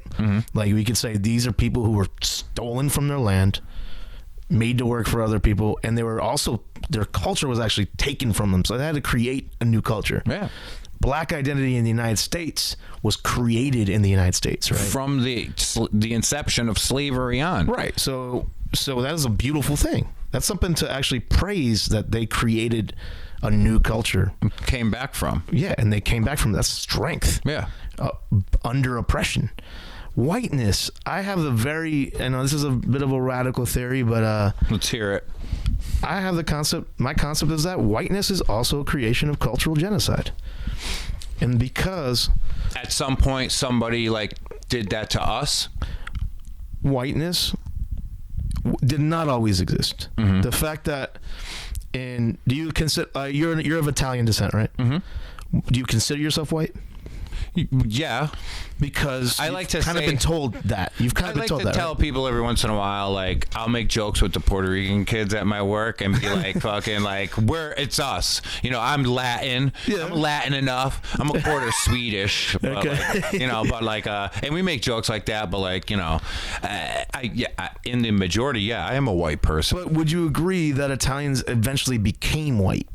Yes. Because in 1891, 11 Italians were hanged in New Orleans by the KKK. But the KKK was hanging Italians, and that wasn't a long time ago. No, not at all. It's not a long fucking time ago. And so, like, I always ask people why they feel white. I feel like whiteness was actually imposed onto people with light skin by the ruling class, and my theory about whiteness being a product of cultural genocide is that instead of saying, oh, this person's Scottish, this person's Irish, this person's Italian, this person's British, this person's French, this person's Swedish, whatever, they're like, let's lump them all together. Let's call them all white. Give them a 40-cent raise above their coworkers. Tell them they're better. And then we could control them a lot easier. I was thinking about that today too. I was like, all right, we have all these people that have pride for their country. Yeah. But we've only had these countries like as like a definitive place that people know about 200 years. So young. 3, 4, like no, like people started fucking calling where they live, around like fucking 1300. And in the eyes of the universe, that is not even a fucking fraction. Not a speck. So it's going to keep going, and it's just going to turn into a more of a melting pot. Like it's just going to be more humans than anything else. Yeah. And it'll be like one kind of race at one point. But like, at what point do people stop being like having that pride for where they think they're from or where they are These from? are artificial prides. I mean, I understand cultural pride, all right? Yeah, totally. I'm very proud of my cultures. I love their cuisines, their music, I love Puerto Rican and Italian culture. But that's not what I'm talking about here. I'm talking about flags. I'm talking about these artificial devices that are made to separate people. Italy wasn't even a country until recently. It wasn't. It's a recent country. It was many countries. In fact, my grandfather was from Naples, and so Naples was part of Spain back then. When my grandfather's father was growing up there, it was a part of Spain. His parents were Spanish actually. So it's like, what is it? And in the United States, how are you going to take that history away from natives? How are we going to say this is the version of the United States that Trump says it is, or like, this continent? How are we going to just erase Native American history? It's like it's weird because so one person, it all comes down to one person owning one area. Yeah. You know, somebody's at the top of the pyramid at one country that's in charge of the whole thing, you know, and, you know, there's only so much land on this planet, you know, and I think, you know, we've only been dealing with each other for fucking a few hundred years. Like, something's gonna happen. And what you want to happen probably is like, you know, that dissolving, that's going to happen. Whether it happens in a bad way or a good way is yet to be seen. But like, I believe that will happen at some point. I agree. And I also believe that the true end goal of the ruling class. So we can see what I consider the ruling class at the very tip top that basically owns a majority of wealth in this planet. Mm-hmm. They want us separated. They want us in like reactionary groups fighting amongst themselves for distraction. Mm-hmm. Because imagine if we actually got together, we could shake fucking power systems. And it's happened before. We're far more powerful together than separated. Totally. And that's something that, you know, in the end, the Trumps of this world, they fucking eat off of our backs. You know what I'm saying? They're not there to help us. I felt like we were in a good place, you know, like, you know, there was people that had their problems with Obama, and there was things people loved about Obama, and, you know, no one president can be this one perfect thing, but there wasn't the never. I would say no president can be. There wasn't this air under his shit. Right. People are bummed, like morale is low. Like with people are fucking have anxiety about what's going on. People have anxiety about what's going on in the political system that have never even fucking had it before or cared about the political system. You know what I mean? Yeah. All these people are coming out now like, this is affecting us, and now people are getting into politics. I didn't give a fuck. I was a felon all those years, and now like definitely I have an opinion. Yeah, and I mean it's you were pushed to get it. Yeah. You were pushed to have it. Totally. A thing about Obama, which could be a criticism or a compliment, is that he kept things pretty calm, and he was a better CEO for this fucked up country. Yeah. And I like calm. Because fucked up things happened. People like during calm. Obama, fucked up things were happening, but oh, totally. It was just like. It was like more. He was a great orator. You know, he could give a great speech. He could charm. He could make people laugh. Like make people feel calm. Good or bad, like that was the face. You know, that's what the president is. Yeah, that was CEO. The face. Yep, it's a CEO for a country. But you know, it's just like it shouldn't have to fuck up someone's day. Oh, I know. Trump's like, yeah. Trump goes out of his way to just like.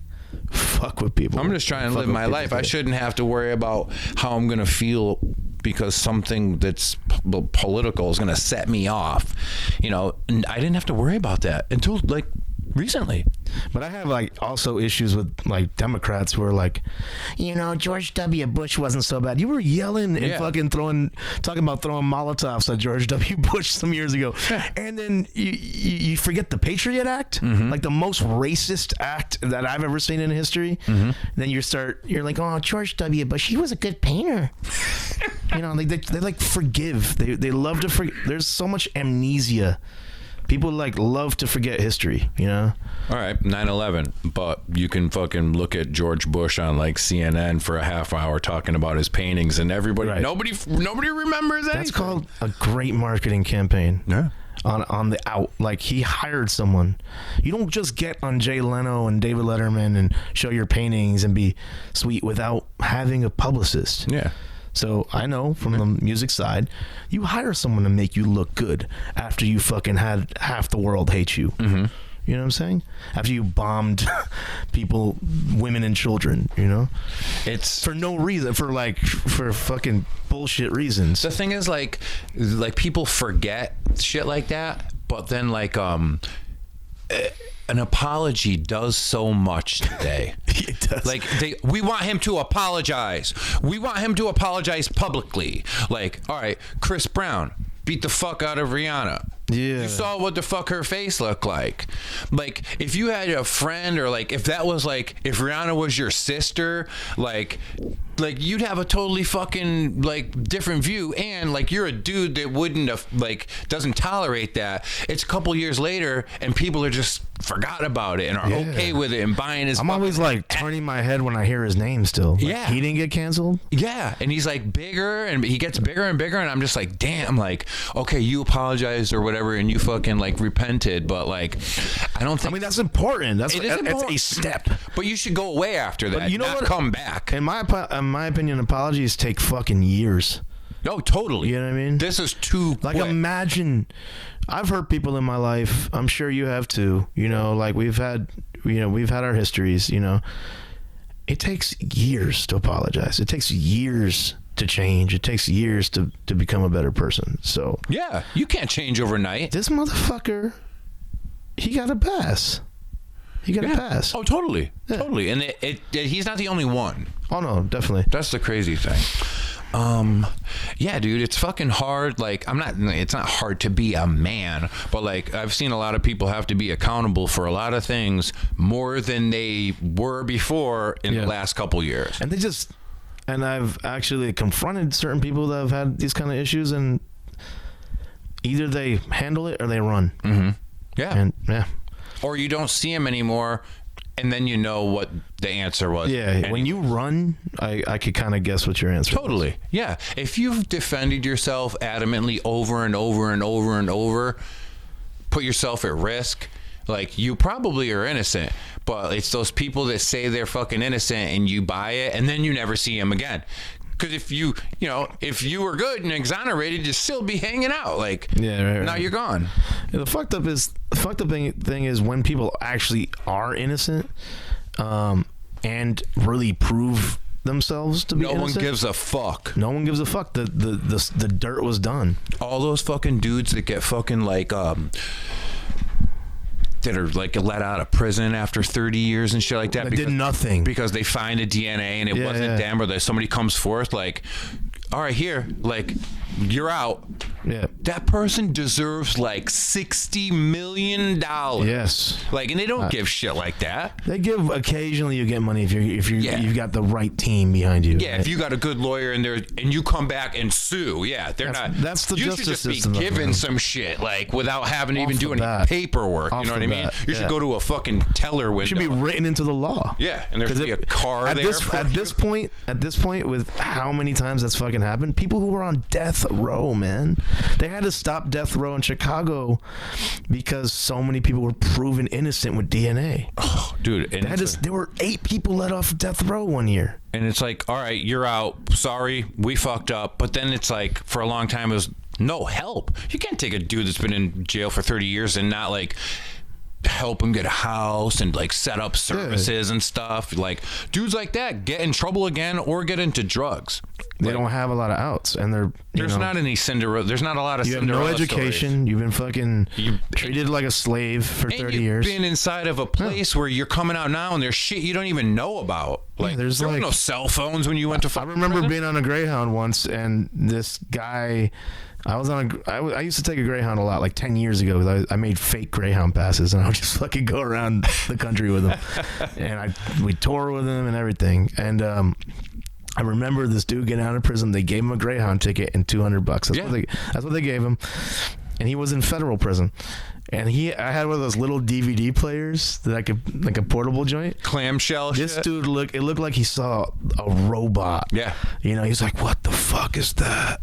I heard about somebody recently, like they didn't know about like PayPal and fucking Venmo and all that shit, and they're like, That's a "What are you lot talking of, about?" that's quite a few motherfuckers I actually know. Imagine having to go through that. Yeah, I mean, just I wouldn't be able to pick it back up.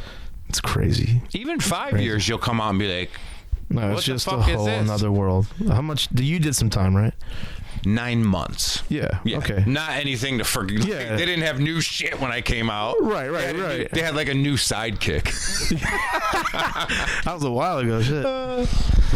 You learned how to make a good mofongo at least. Dude, for like a year after I got out, I still ate fucking the hot flavored ramen with Chili. with fucking broken up Doritos all over it. Yes. I'll go eat that. If I had both of them in my house right now, I would put them together. Stacy. It's good. Throw It's some good. jalapeno squeeze cheese in there. If Did you get that out the commissary? I learned a lot of things in my time there, but like I benefited from that experience. It sucked and I lost time of my life, but I learned a lot of things Yeah, of course. about humanity, myself, other people, And being mutual there. respect, right? Totally. And you can be in a room with 100 dudes that from 100 different backgrounds who did dirt and who, you know. Yo, you could when you go to prison, if you're a fucking punk and just like a shit talker, you get punked. you'll get your ass beat. Yeah. But if you're in there for a long time, that will change you, and when you come out, you're not that anymore. It humbles you. Yeah, and if you it can even lets get you see through it. eye to eye with people who, you know, I'm not like recommending it for people, but it does. I've been arrested a lot of times. I've done a lot of little stints and one longer one, but that's not. I've been, you know, it just helps you see eye to eye with anyone. I'll talk to anybody. I'll talk to a MAGA hat guy right now. Yeah, In his eyes, and I probably will find some level of understanding with the guy. you'll probably have something in common with the dude. We're human fucking beings, you know. We're sharing a planet. When I went, At the very least, when I went to prison, I just had to learn to like. I already knew like if you don't like talk to people like they're assholes, like.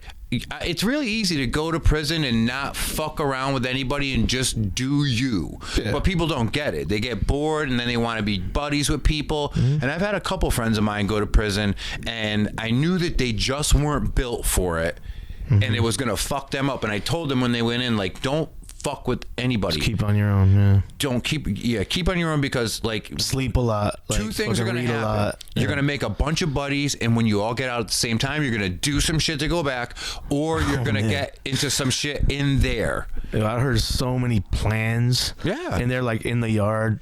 Hey, let's work out in the yard or whatever. The plans out here about like robbing jewelry stores. Dude, I fucking Or like I'm gonna rob a jewelry store, then start a laundromat. You know, like shit like that. Like I heard that word for fucking word, but he had the whole plan. He knew the spot. He knew like where to tie up the guy's wife. You know, like crazy shit. I'm just like, dog, that's the worst idea. Like, there's so many better ways to make money, sir. Like, my dad had 3 cousins, and we didn't really associate with them on that side of the family, and one of them went to jail a long time ago, and his name was Richie Grippo. Wow. And like whatever, I never saw him again. We didn't see them a lot anyways, but I didn't know that the dude was like the man in Connecticut State Prison. Oh, really? I just never knew. Like, how are you gonna know? You know. So when you'd assume Yeah. it's just Latin Kings running it, right? yeah, but like I go in there, like who was gonna tell me? Like I don't know. My dad doesn't know. Nobody's gonna like. But he might have been. The thing is, they let Italians and the Latin Kings out in prison. Oh, totally. But like he was just in the system for so long that he was one of those dudes that you just knew if you were in jail. Like you saw when you moved around. The kitchen guy. Yeah, they all knew who he was. And this guy came up to me and I was there and he's like, "Do you know Richie Grippo?" And I was like, "Yeah, that's my father's cousin." And like a lot of like the attitudes I was getting from some people changed after that information was out there. And like he sent me a message, he wrote me something, a letter, and it got through, and like the CO gave it to me, and he was like, you know, basically like, "Yo, if you need anything, Family. But the thing is, like, I never even had a conversation with the dude in my life. That's crazy. And he was one of those people. I had a dude in the bunk next to me. He was about to get out. And I said, "How long did you do?" And he was like, 80 months. And I was like, "What are you going to do when I get out? When you get out?" And he goes, "I'm going to do it right." And he meant a bank robbery. Oh, I know. And I was like, you wouldn't think? You don't think? It's just like, that's the out. And that's him, my cousin. He did shit like that, and then he got out like years ago, and he got a job at the Brass Mill Center as a custodian. And I don't know what he did, but he broke into one of the jewelry stores or something in the around there, and stole one piece of jewelry that was like worth a lot of money. And he got into a car chase with state police on 84, and he threw it out the window. And they never found it. And then he went back to prison, but then he got older and he eventually died in prison. But He died in prison? Yeah, he was one of those dudes. The recidivism. Boom. That boom, was Richie? Boom. Boom. Richard. Yeah. Yeah. Wow. Yeah. I met guys. Every guy in my cube have been in prison since they were kids. Dude, like Every single one of them. yeah, and Over and over, and they're all cool and intelligent, and I thought funny, fucking, like, really, I honestly charismatic. I met some of the man. most funniest, nicest, Oh, yeah. coolest motherfuckers in prison. Definitely. And you could tell that they just did one dumb thing. Yeah, it was one dumb thing that led to a series, a Of dumb lifetime of things. dumb things. Yeah. And that's just how this justice system works. It's not about actually helping people get out of that cycle. It's about keeping them in it, because and that's when capitalism gets back, because they profit off of the shit. Hell yeah.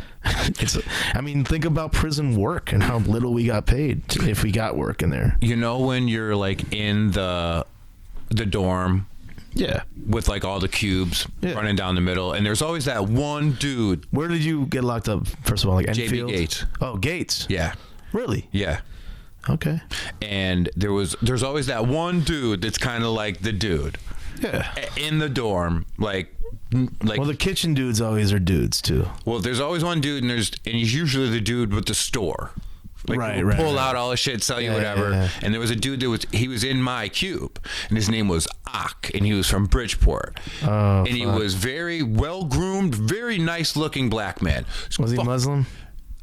He didn't do anything around me that made me think he was. I didn't see a mat. I didn't see a kufi or I was anything feeling like because that. I had okay, word. No, because I had a cellmate called Ak. But the thing is, like, he didn't Turned know, out to be a sex offender. he didn't know me from a hole in the floor. Yeah. And at the time, I was fucked up on drugs. I think a couple of my front teeth were missing. Like, I looked like a fiend. Yeah. Right? And he was, like, so fucking cool to me. And he would give me shit out of his thing, and he'd let me pay him back. And even if I didn't, he wouldn't care, and he wouldn't hound me for it. And then I'd come back with it, and I got a Butterfinger from him like 3 days shit. before I got out. But when I got out, I didn't have my anything to give him yet. And I was like, he was like, "Don't worry about it, man." And I was like, "No, that's a lot of, like, in jail. That's a lot of money." Yeah. And I was A honey like, bun or a yeah. I was like, Butterfinger. "Yo, give me your address, your girl's address, and I'll send her a $20 bill right when I get out." He's like, you don't got to do that. And I was like, watch. I was like, give me her address, and I'll do it so you know I did it. Yeah. And he goes, okay. And I did it right when I got out. There And you go. like a year and a half later, I get a letter, 3 pages, talking about, yo, he just wrote a fucking essay on brotherhood. That's really He's like, dope. that's the most fucking stand-up thing anybody. And the dude's not getting out till like 2045. And he's like, Yeah. look me up, dog. yeah. No, they all said that to He me. shot man. somebody when he was 15. And That's- because he was yeah. defending himself, he still had to go in and get charged as an adult in murder and all right. that. And like, he didn't get life, but he's in for a long time. Oh, yeah. And he turned 16 while he was in, like, going through the process of the charge. So Yeah. it was fucked up. Prison system's fucked up. It's completely fucked up. What else is fucked up? No, we could make a launch for this. Wait, did we write anything down? Yeah, we touched on everything we needed to do. All right, wait. We didn't talk about this before. So we did see the video, the ICP video with Cage in it. Right, with the mustache. Yes. The new Cage. I haven't seen a picture of him lately. I didn't even... If I saw that guy walk by outside, I wouldn't have known it was him. I didn't know his hair was that long, and I didn't know he had a handlebar shitty mustache. Gotta say, I gotta give it up to He him. looks like a motherfucker. He looks like somebody that was Yeah, fucking... man. He looks like he would wear a fedora somewhere. You know, but like I gotta give it up to him. The guy's lived multiple lives. He's had multiple careers. Yeah. You know what I'm saying? Like but it's all based off rap music. So Yeah. That's where whatever he's done, that's my question to him. It's like, okay, yeah, like how, like, knowing where you came from, why that now, why this attitude now. If you didn't have a rap background, he who came cares? from You're a just an history asshole. of being aligned with KMD, for the record. Yo, he was like, he falls into that era of like, there is like era of classical, like, you know, New York hip hop, but like not like, you know, not early, but like he's definitely like a late 90s, and for a minute he was like you knew about him. People knew about him. You know, people that liked hood Very shit much. knew about him. You know what I Very mean? much, A yeah. lot of people knew about him. Not only white people and not only strict rap fans. Like he was a name. Of course, yeah. I mean, he even had a battle with Eminem at some point. Yeah, and that's what you know. He built off that, but like he Incredibly interesting career. I'm not gonna deny him that. yeah, totally interesting individual. But if this is the way he's taken, like, But that's the thing. What is your end goal? yeah, Is it just to preserve the individual, just to preserve the individual career, just for the wallet, just for some level of fame, maintenance? I don't know. What is the end goal? do you think maybe, just maybe, this might be like a front to get him back his name back around? Because you know people I mean, this is something that's been actually removed. and you've seen it for a while. Like Yeah. I've been talked to him. kind of behind the scenes a bit with it, and I kind of shut my mouth. I didn't have to say shit. I don't have to say shit, but I'm kind of like stepping away from the thing after I'm going super hard this year. I'm killing it as hard as I possibly can, and then I'm kind of stepping away because I just want to have like a more regular. I want a life a lot more like yours. Yeah, You know, I'd love to have a partner and a kid. And shit, yeah, you know. And I could still like put out shit like all the time, but I'll tell you what, with something like that, it's a lot harder. Absolutely. You know, you gotta work a lot but harder for it. I want that to be one of my goals. You don't have a lot of time for that. Yeah, I'm fucking 37, so I and you're just not have- married and you don't have kids, so Yeah, fucking I need do to it. figure this shit out. Do it. So I do want to do it. Do And something huge before you're 40, because it's hard to be a rapper. At 40, I want to write a book. Oh, yeah. That's like I have certain goals. Yep. So I got I've got it all. I got my plans, and obviously life puts obstacles between the plans or whatever. But I've been compiling notes for mine for a minute. I would love to read But the yours. story's not done yet. I need to be Yeah. like I need to be like 2 years into the future. It doesn't have to be. That's the thing. I'm not looking at mine like a normal autobiography either. It does not have to be chronological. I'm doing is I guess I'll say it right here. I'm doing a deconstructed autobiography.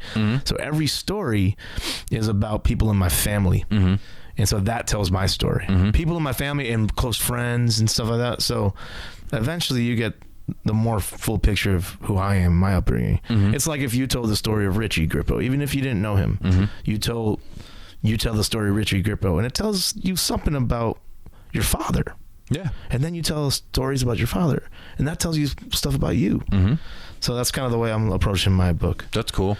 I just want to do something that's like, I don't know if I would do this first or the other one second, but like autobiography, but I want to get the end point for it for when I open my private practice. Okay. And I won't have my license till June. And then after, get a fucking spot, tack your name on the door, and get all set up with your insurance, that's where I want it to be like, boom, this is the end. Yeah. But that's for that one autobiography story. But then, because you got to know what you're going to do next to even make it when you do books. You can't just pop one out there. Oh, yeah. The next one I wanted just to be wacky, funny, crazy stories that I didn't touch on in the main story. And then after that, I would just do like, ones about addiction and shit like that. Like, or I would write a journal. I would write like a peer-reviewed journal or like a research paper or something like that. But then you don't even know what the fuck can come after that. Do you know Chris Grasso? No. He's a friend of mine who wrote a book and got approached by Simon & Schuster, and they've done his last 2 books, and he lives in Hartford. Congrats to him. It's all he writes like one was called Everything Mind, and the other one was called The Indie Spiritualist. It's all like like mental health, like mindfulness practice shit, like alternative mindfulness practice. yeah. He's like his shtick is like the super smart, like holistic guy that has like a dirty mouth, like the mouth like a trucker. That's kind of like a Tony Robbins thing. It's good, dude. He's good. He knows his shit. Have He you gets noticed asked that? to Ever talk watched everywhere. like Tony Robbins documentaries? Yeah, he's great. I'm like so interested in that guy because he'll just be like, "What's happening in your fucking life, Deborah? You should leave your boyfriend right fucking now." Oh man, dude. There's some people that really fucking like really intrigue me. Like I'll tell you right now, he's a maniac. But after listening like 10 minutes of it, I had to go back and listen to in segments to Alex Jones' Joe Rogan podcast. Oh yeah, Like I listened to that too. I used to listen to a lot of Joe Rogan, and then I kind of just got burnt out, and he hates Connecticut, and I just was like, fuck this guy. But then he's recently done some good ones, and I've been listening again. Alex Jones is just such I was like, there's no maniac. way. I was like, there's no way I can make it through that. But I listened at a certain point, and I had to listen to the How rest many of it. times does he, when I listen to podcasts with him, when he's trying to defend, trying to talk about his proof, Yeah. he'll be like, I just got some inside knowledge. Yeah. I can't even tell you. I can't tell you. It's classified. For the first hour, that shit is kind of slow, but then one thing sets him off, and the fucking 4 hours back behind it they go so quick. He's just going off.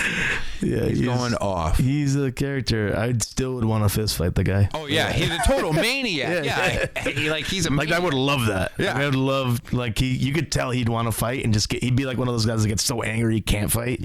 He's the kind of guy that I would just run by and like kick into a snowbank. Like throw in a bush or something. And he'd get up and try to fucking fist fight. He's you. not like an old man, yeah. Yeah. If he grabbed a hold of you, you're fucked probably. Yeah. He'd fall with you and just start like rolling around, I got some scratching moves. at you. Holy shit! I'd let him swing a lot first. Where does he live in L.A.? Like Texas. Imagine just seeing him out He's like from Texas. at Starbucks. Yeah. I got the white mocha. Flat white. I refuse to call it a grande. That sounds Spanish. Build the wall. Yeah, I like simple syrup, but I can't give you the it's classified.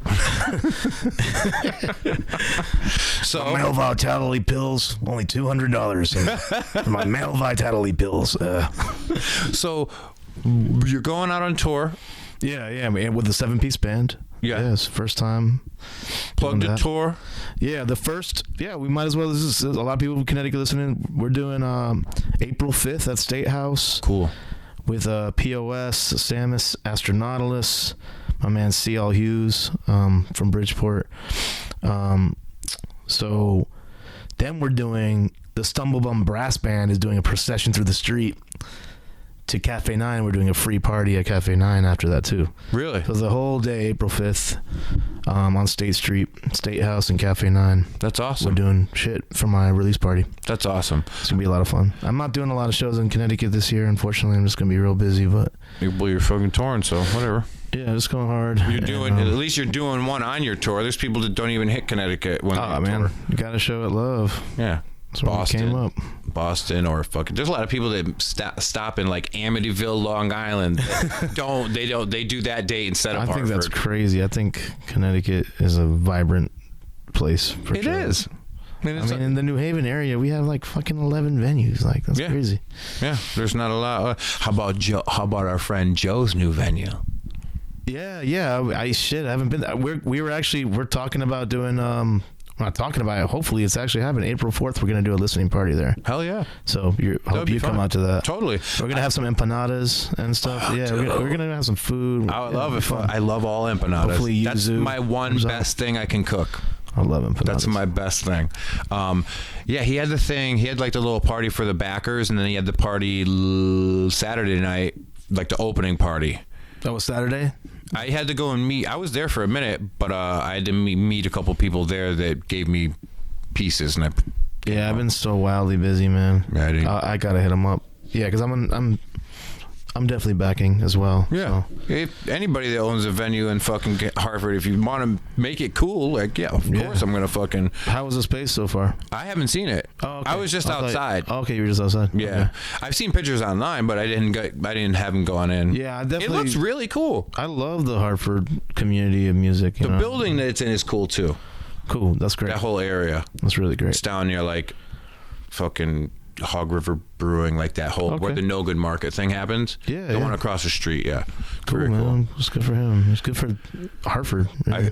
I was picking up a gift card the other day from this restaurant down in that area, and the dude's like giving me the gift card, and out of the corner of my eye, I see Joey walking in, and I go, yo, play it off. And I like got behind this wall partition, and he comes up to the register and he's just being Joey Bats, loud ass handshake, fucking hug around him. And I just jump out. There's not many people in there, but I wanted to be loud, but I didn't want to scare anybody. And I was just like, hey, yo, I heard you a straight bitch. And I like jumped out from behind the thing, and he was laughing so hard, but there was definitely a couple people that were like looked over at me, and I was like, all right, I'm double parked. I gotta go.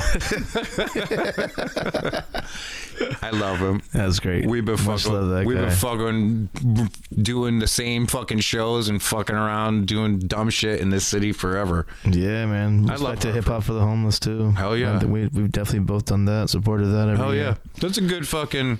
Yeah. That's a good cause. That's one of those other ones too. It's been successful, you know, and it's like in its ways, like the amount that's been raised every year. I mean, it's cool. It's sizable. It's worth something. Yeah, definitely, and it's also. It connects a lot of the artists that would never. And a big issue, as you said, with hip hop is that we're all like individuals, right? Yeah. So a lot of us don't connect. That's connected me with so many artists in this town, in this state. That's why I like going to them, including you. Really, like you know, like I meet all these people that I've never heard about or have heard about but never met. Yeah, yeah. And you get to meet them in fucking. There's like 50 people fucking on all the shows. We're all cool. It's like really. I mean, we're all local. Yeah, we're all local. Most of us. Yeah. But yeah, that's fucking. Yeah, no, those are great. Much love to Joey for taking the time. Now he's got his own little spot to do the Hartford one at. That should be really cool. That should be really cool. You'll definitely see me there in December then. What else? Who you want to say hi to? Mo Nichols. What's up, Mo? That's my roommate. Dude, now that I'm looking at you, you guys kind of look the same a little. Yeah, we look similar. You we related? A lot. No. You guys should do a. We have like not even a single droplet of similar cultural blood. Like, dude, you know what I mean? Like our ethnicities are completely different. You guys should like do a thing where like you have like two like stylists kind of make you look as most as you can like the same and do like a concept like album. That would be funny. He's all over my second album actually. He's great. He's my man. That's my right hand man. He runs Fake Four with me along with Dylan Owen. We have a lot of support. We have a really cool team. So I'm very lucky because I'm on the road all the time. So having you got to have the right people team, to take care shout of out it. Nikki Anarchy also, who's been helping a lot. Shout out Nick Oliver, who books all our tours. You know, it's all DIY. Nickel P. Shout out to Nickel P. We love you, dog. Damn, man. See, it sucks, man. Yeah. It's the things that going on in our so. life. It's 2019, bro. It's crazy, man. You gotta take a loss sometimes, Nickel P. Yeah. We know how it is. Like, we know it is. It's one of those things. Like, you know what you did. You know, we know what we do. Did you hear about the letter he wrote to the judge? No. Oh man, the judge didn't like it. I'll just put it that way. That's him, though. That's Nickel P, though. Yeah. You don't like it? Fuck you. To the judge. Well, he's like asking the judge to like bitch, I might spare him his life and shit. Spare your life. He was always just gangster. You know, you get fucking caught up in shit, but like when I knew him, my interactions with him, always cool. Growing up in the hardcore scene, always cool to me. Fought by my side a lot of times. Fought for me. Might have stabbed someone for you. Might have pulled a gun on someone. Might have pulled a crossbow on someone. Might have hit someone over the head with a fucking butt of a gun. I've heard every story about Yanni and Nickel P. Poor guy. What's up, Yanni? Hope you're doing well. What up, Yanni? Yanni. Yeah, man. Well, shit. Shout out to New Haven. Shout out New Haven. Yes. All of our mutual. We got like everybody we know in New Haven is like a fucking mutual friend of ours, dude. That's fucking great, man. Well, we've gone an hour 40. Hour 40. Wow. Didn't even feel like it, right? No, it just felt natural. Very good. All right, man. We got very political this one. This is good. We talked about a lot of different stuff, and who knows? We might get a response, and there might be another 4 hour, some kind of like follow up to this. Shit, I'm down. I'm down to do it. I'll buy everyone lobster dinner. Let's go. I don't even eat lobster. Let's just go. Where would we go? The fucking chowder pot? You picked that up. Yeah, because I got the honey butter. Ladies and gentlemen, my man, Ceschi Ramos. All right, Ben. Thank you. You're very welcome. Later.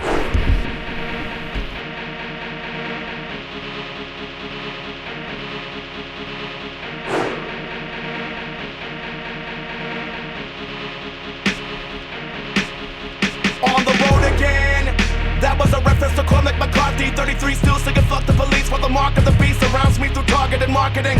Awfully ominous, I'ma be honest with all of these zombies making a mockery out of humanity. Sicker than the meme is the revolutionary J. Please try to dream bigger than a 5-inch screen. And I fight and scream even if they don't hear me.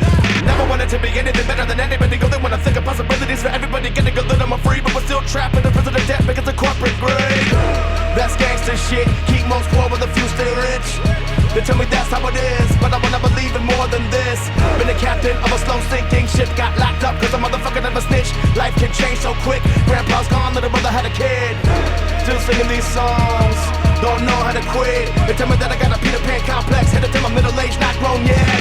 If growing up means that I leave for the least evil in the race between rats, I don't know about that. I don't know about that.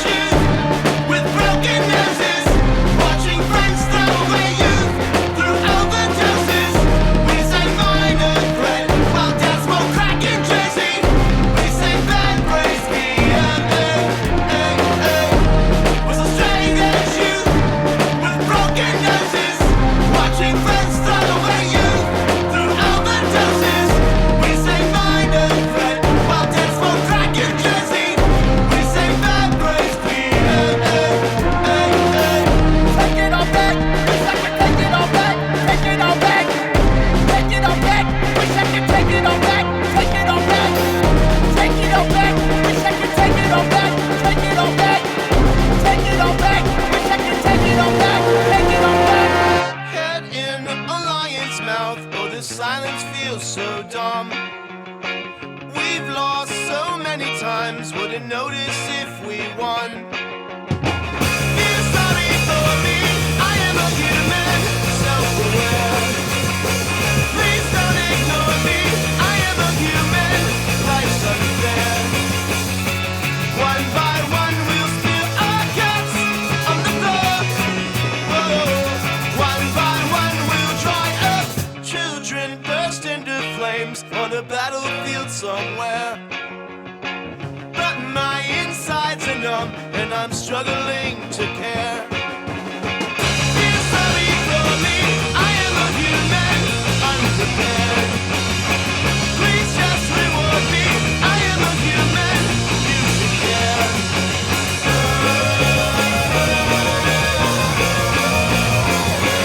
Is anything relevant? Is there anything else worth mentioning? Show me your belief and I question it. While they're waiting for Jesus to resurrect, we're stuck in a system that will never represent most of us residents. I'm fucked and I feel a tough luck. All the debts piled up to my neck, so what? I got a little bit insane with a 9mm to the brain. Every other rap is another bad attempt to redefine pain. Teen angst never left these veins. Guess that I can't win if I don't pay. The sting of failure never fades away, but it's all okay. David Bowie's ghost told me that we could be heroes one day. Been this way since I can remember. Really don't think it'll get much better. 35 candles dripping in a birthday cake, and I'm still living like a damn rebel. I don't got a boss to worship any corpse on the cross. Never went to temple, the mosque, barely got a cause, but I still pray for the human race in my own way. Every word, each song. Take it all back. Wish I could take it all back. Take it all back. Take it all back. Wish I could take it all back. Take it all back.